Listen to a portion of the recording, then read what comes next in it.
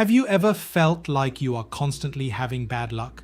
You finally get an opportunity, something goes wrong, you meet someone, the relationship becomes complicated, you make a plan, something unexpected happens and stops you, you try again, and another obstacle appears. After experiencing this again and again, you may eventually start thinking, why am I always so unlucky? But what if there is something deeper happening? In the previous episode, we explored the consciousness patterns of people who tend to experience more good luck. We talked about optimism, trust, mastery, success consciousness, and openness to possibility. Today, we're going to explore the opposite side, not to label anyone as an unlucky person, but to understand 5 consciousness patterns that can create restriction, reduce possibilities, and contribute to the experience of what we call bad luck. Let's explore each one. Before we begin, I want to clarify something.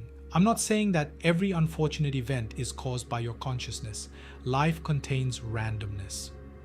Unexpected circumstances happen. There are things we simply cannot control. And sometimes difficult things happen to people who have done nothing to cause them. So this is not about blaming yourself for everything that happens in your life. Instead, we're exploring a different question. Why do some people seem to experience the same types of difficulties repeatedly? Why does the same relationship pattern keep appearing? Why do the same financial problems repeat? Why do opportunities repeatedly slip away? Why does someone keep feeling that life is working against them? From the BodyMaitre perspective, one possible area to explore is consciousness, because consciousness influences how we see ourselves, how we interpret events, how we respond, what we choose, what we avoid, and what we are willing to receive. And that can influence the movement of energy we experience as luck. Let's begin with the first pattern, dislike of the self. This can be one of the deepest hidden patterns behind what a person experiences as bad luck.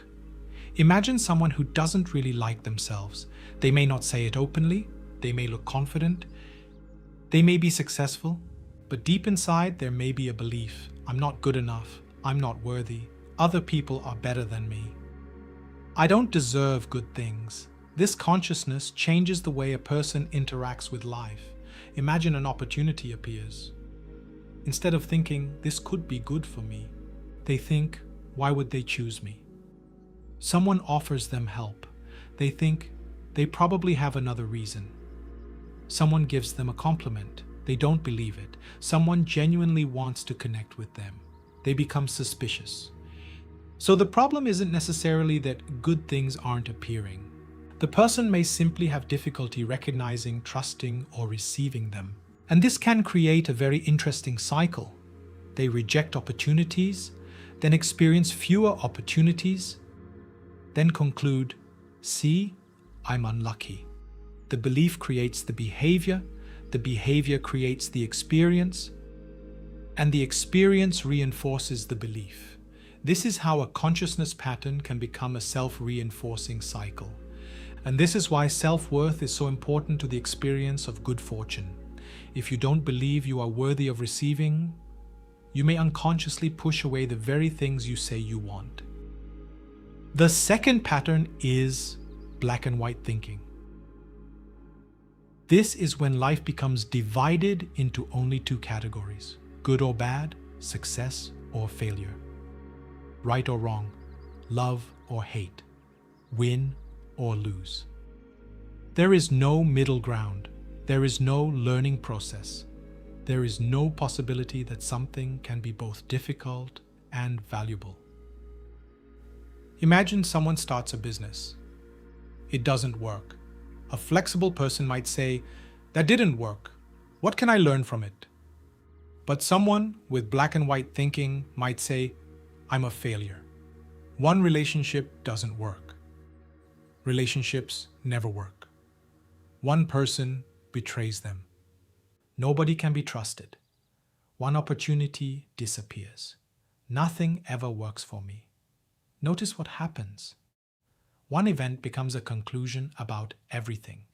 And once the conclusion is created, the person begins looking at the world through that conclusion. They stop exploring. They stop experimenting. They stop giving people another chance. They stop seeing possibilities that don't fit their existing belief. This can create the experience of bad luck because the person's world becomes smaller. There may actually be many possibilities available, but their consciousness only allows them to see two. And when you reduce your perception of possibilities, you also reduce the number of possibilities you can act upon. So black and white thinking can create a form of energetic rigidity. Life continues moving, but the person's perception does not move with it. The third pattern is clinging to the past. This is another powerful source of stagnation. Sometimes the event is over, but the energy of the event continues living inside us. An old relationship, an old betrayal, an old failure, an old financial loss, an old humiliation, an old mistake, an old identity, even an old success. The person continues comparing the present with what happened before. Imagine someone was betrayed in a previous relationship. Years later, they meet someone genuinely trustworthy. But they keep thinking, the last person betrayed me, so they don't trust. They don't open up. They don't communicate honestly. They constantly look for signs that something will go wrong. Eventually, the new relationship becomes difficult, and they say, "See, I'm unlucky in relationships." But perhaps the new relationship wasn't actually the same as the old one. The person brought the old experience into the new relationship. This is how the past can influence present circumstances. The same thing can happen with money. Someone experienced financial loss. They become afraid of investing. They avoid opportunities. They refuse to take reasonable risks. Years later, they complain, "I never have financial opportunities," but their past experience is still influencing their present choices. Clinging to the past can therefore create energetic stagnation. Instead of allowing today's energy to move forward, the person keeps pulling yesterday into today. And when the present is constantly occupied by the past, there is less space for something new to emerge. The fourth pattern is fear. Fear is one of the strongest forces that can interrupt movement. Fear of failure, fear of rejection, fear of losing money, fear of being judged, fear of change, fear of uncertainty, fear of making the wrong decision, fear of being hurt again. Fear often gives us one simple instruction: don't move, don't try, don't trust, don't change, don't take the opportunity, don't speak up, don't leave, don't begin, don't risk.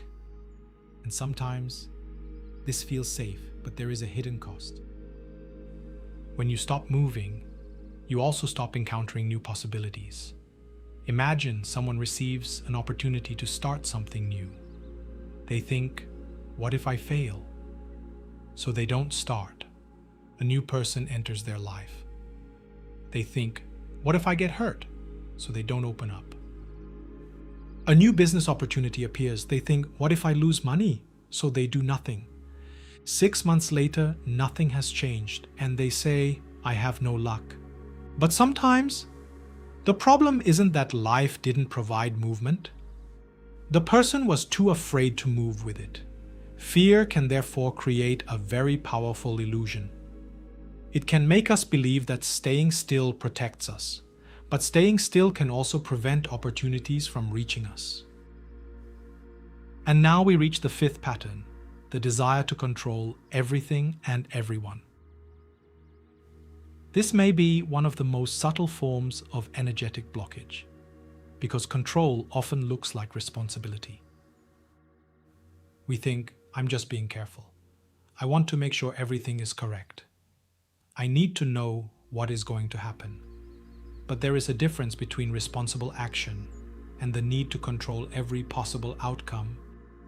Imagine someone who wants to control everything. They want to control how their partner behaves, how their children behave, how their employees work, how their friends respond, how the business performs, how other people think about them, how the future unfolds.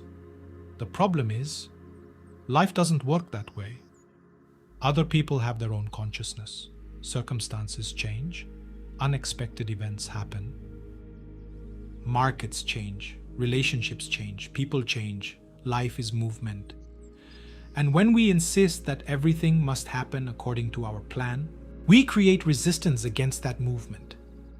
This can create tremendous mental and emotional pressure. The person constantly checks, constantly predicts, constantly worries, constantly tries to adjust everything. And when something doesn't go according to plan, they become frustrated. They feel that life is against them. They may even say, "Why am I always so unlucky?" But perhaps what they are experiencing is not simply bad luck. Perhaps they are fighting the natural movement of life. There is an interesting paradox here. The more we try to control everything, the less control we may actually experience. Think about holding sand in your hand. If you hold it gently, it stays. If you squeeze it tightly, it escapes through your fingers. Sometimes life works the same way. There are things we can control: our choices, our actions, our preparation, our boundaries, our responses. But there are things we cannot completely control: other people's choices, timing, unexpected events, the future. The outcome of every situation, learning the difference between these two, can create enormous freedom. This is why surrender is not weakness. Surrender means, I will take responsibility for what is mine to do, and I will release my obsession with controlling what isn't. That creates movement again. Now let's look at these 5 patterns as a whole. Dislike of the self says, I'm not worthy. Black and white thinking says, there are only 2 possibilities. Clinging to the past says, what happened before will happen again. Fear says, don't move. Excessive control says, everything must happen according to my plan. Do you see the common theme? All 5 patterns can restrict possibility, they can reduce flexibility, they can limit action, they can interfere with receiving, they can keep us attached to old experiences, and they can make energy feel stuck. This is why, from the BodyMaitre perspective, what we call bad luck can sometimes be understood as a repeated experience of restricted movement. Not because the person is cursed, not because the universe hates them, not because they are destined to fail, but because certain consciousness patterns may be influencing how they interact with life. Let's put this into a simple cycle. A person dislikes themselves, so they don't believe they deserve good things. They reject an opportunity. The opportunity disappears. They say, I'm unlucky. That reinforces their dislike of themselves. Or a person thinks in black and white. Something doesn't work. They conclude, nothing works for me. They stop trying. Fewer opportunities appear. They say, see, bad luck. Or a person clings to the past. They expect the same negative experience again. They behave defensively. The new situation becomes difficult. They say, it always happens to me. Or fear prevents action. No action means fewer opportunities. Fewer opportunities create frustration. Frustration reinforces fear. Or control creates constant resistance. Things don't go according to plan. The person becomes stressed. They try to control even more. The cycle becomes stronger. This is how consciousness can potentially create a repeating experience of what we call bad luck. And here's the most important message of this episode. These patterns are not your identity. You are not an unlucky person. You may simply be experiencing a pattern, and a pattern can be observed. A pattern can be understood. A pattern can be released. A pattern can be transformed. Instead of saying, "I'm unlucky," you can begin asking, what pattern is influencing my experience? Instead of, "Why does this always happen to me?" ask, "What am I repeatedly believing, feeling, choosing, or avoiding?" Instead of, "Life is against me," ask, "Where might I be resisting the movement of life?" These are much more empowering questions. This is one of the reasons the BodyMaitre system works with the 4 bodies, because sometimes what looks like an external problem has an internal consciousness pattern underneath it. And sometimes what looks like bad luck may be a repeating pattern that has never been consciously identified. The purpose of the BodyMaitre approach is not to blame the individual. It is to help bring unconscious patterns into awareness so that we can make different choices. When consciousness changes, our perception can change. When perception changes, our choices can change. When choices change, our experiences can change. And when our internal relationship with life changes, the way energy moves through our lives can change as well. So, are you really unlucky? Maybe some things in life are simply circumstances beyond your control. But before you decide that you are an unlucky person, look deeper. Ask yourself, do I dislike myself? Do I see life in black and white? Am I still carrying the past? Is fear deciding for me? Am I trying to control everything and everyone? Because sometimes, the biggest obstacle to good luck isn't the absence of opportunity. It is the consciousness that prevents us from seeing, receiving, trusting, or moving toward that opportunity. And perhaps good luck doesn't always begin when something new arrives. Sometimes good luck begins when an old blockage finally moves. If this episode resonated with you, like and subscribe to the BodyMaitre channel and continue this journey with me. Remember, you are not your pattern.